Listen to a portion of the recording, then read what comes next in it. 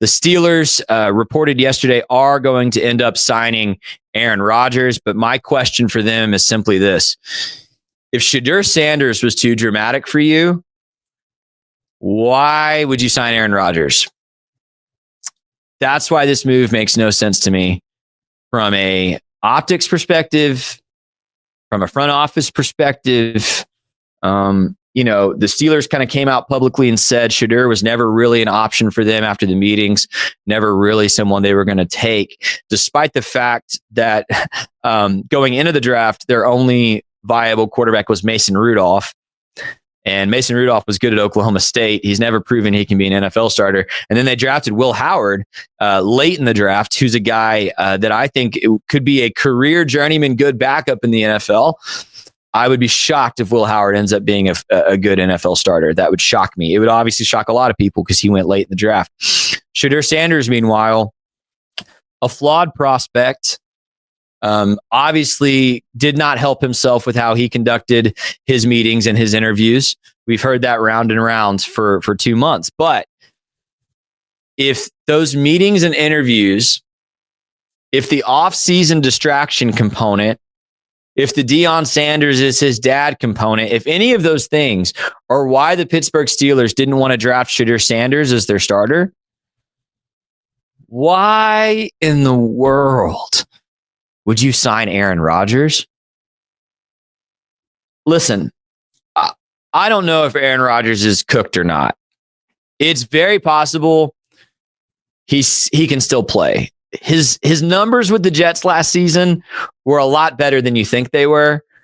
But the reality is he didn't take the Jets to a winning record, despite the fact that he had Devontae Adams and Garrett Wilson and weapons on that offense, despite the fact that their defense was decent.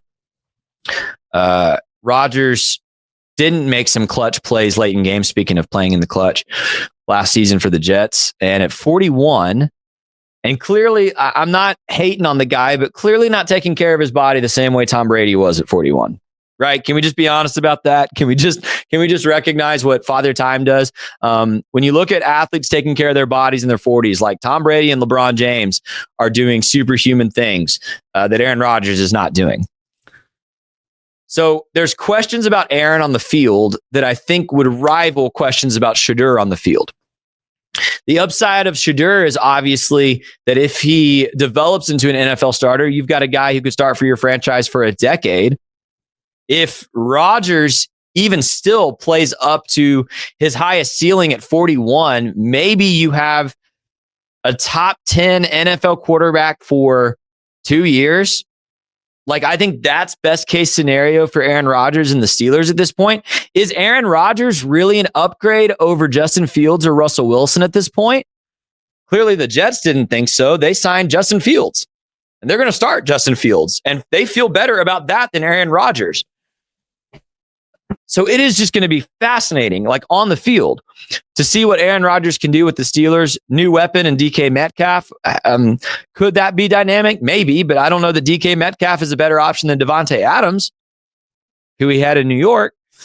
I don't know that DK Metcalf is a better option than George Pickens, who the Steelers just traded to Dallas. So I'm really confused by this on the football field, but I'm far more confused about it off the field. And you can see this little headline I made. I'm going to call Aaron Rodgers Rocky Road Rodgers, because everything with Aaron Rodgers for 3 or 4 years now has just been difficult. I'm not hating on the guy for his political views.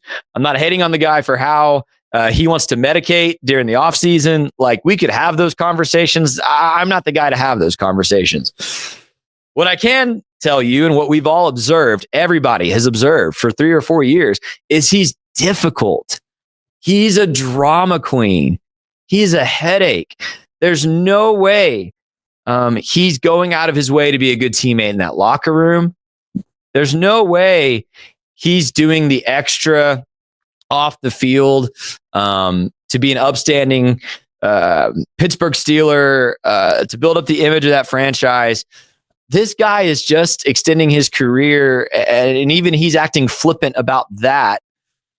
It really is shocking, the parallels to Brett Favre late in his career, just in terms of the I'm retired, I'm not retired thing.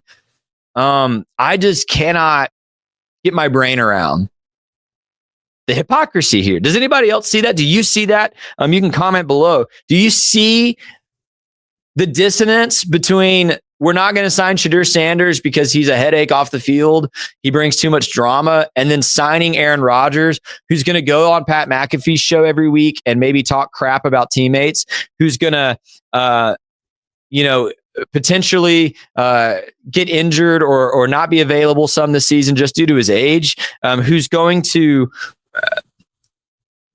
only create negative headlines. Like, when's the last time Aaron Rodgers created a positive headline for himself or for an NFL franchise? Now, if there's a coach in the NFL who I think can maximize Aaron Rodgers, it's probably Mike Tomlin.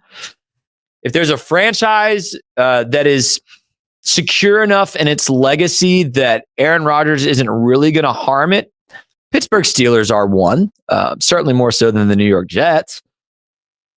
But I just don't understand this from a Steelers perspective when the Jets just gladly took Justin Fields from you to be their new starter because they were done with Aaron. You didn't want Shedeur Sanders because of the off-the-field stuff, the mouth, the Dion stuff, the overconfidence.